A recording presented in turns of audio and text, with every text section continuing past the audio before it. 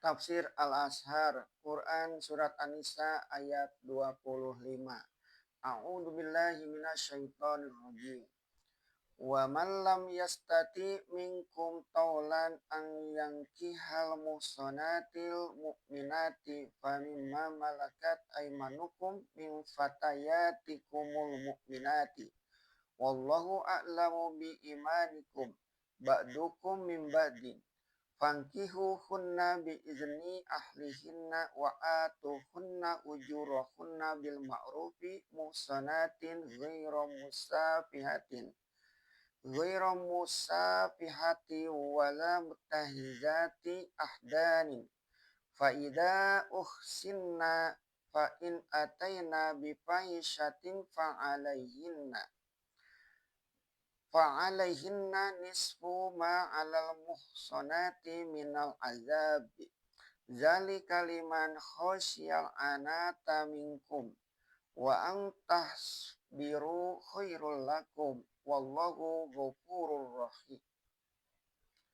Dan barang siapa yang tidak sanggup di antara kamu dalam hal perbelanjaan akan menikahi perempuan merdeka yang beriman, maka bolehlah dari yang dimiliki oleh tangan kanan kamu, dari budak-budak perempuan kamu yang beriman. Dan Allah lebih mengetahui akan iman kamu. Sebagian dari kamu adalah dari yang sebagian.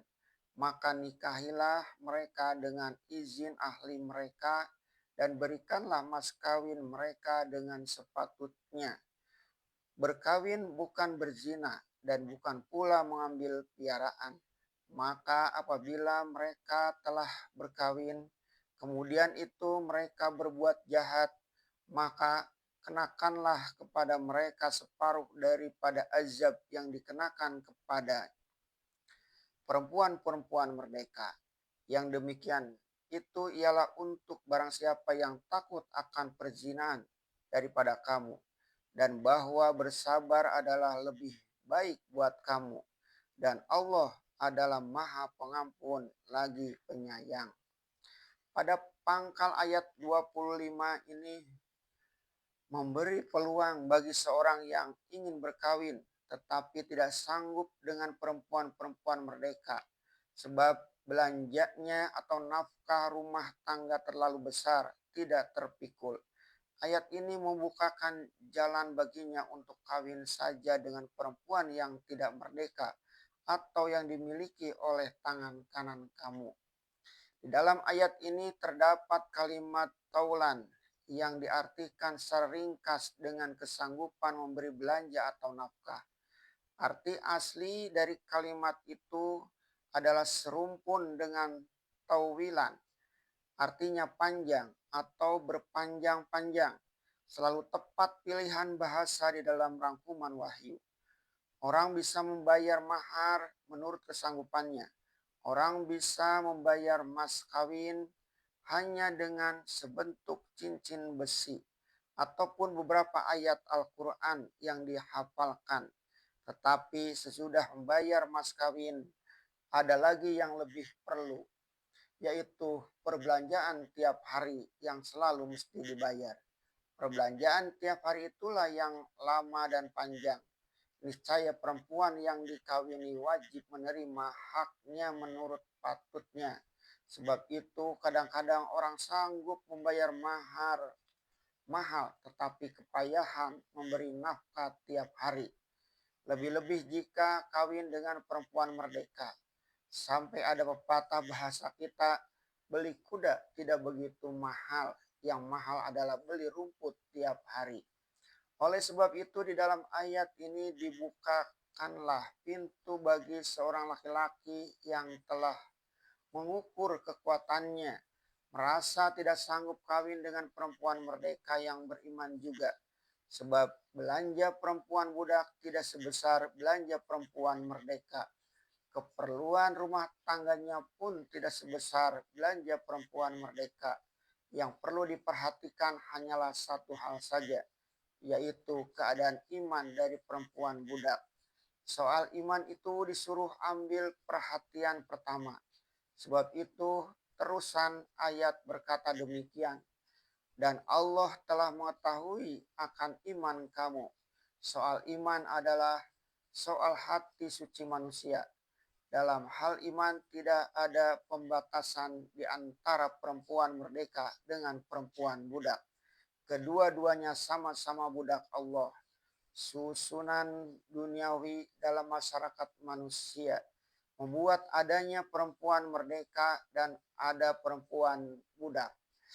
Namun dalam soal iman adalah urusan langsung di antara seluruh hamba Allah dengan Allahnya. Allah lebih tahu akan iman kamu, entah iman si budak lebih tinggi di sisi Allah daripada iman si merdeka. Lantaran itu jika kamu terpaksa memilih kawin dengan budak, iman itulah yang akan diperhatikan.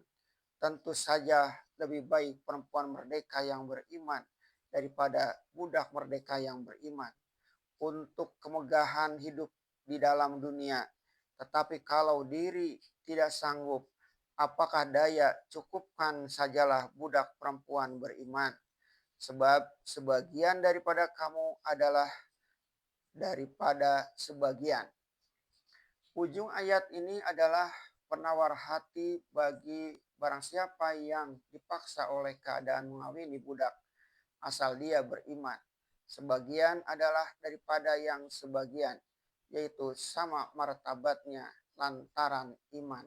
Maka nikahilah mereka dengan izin ahli mereka. Tadi dikatakan bahwa perempuan budak yang beriman ini dinamai yang dimiliki oleh tangan kanan kamu. Meskipun dia budak, tidak jugalah akan berlangsung perkawinan kalau tuan yang mempunyainya tidak izin.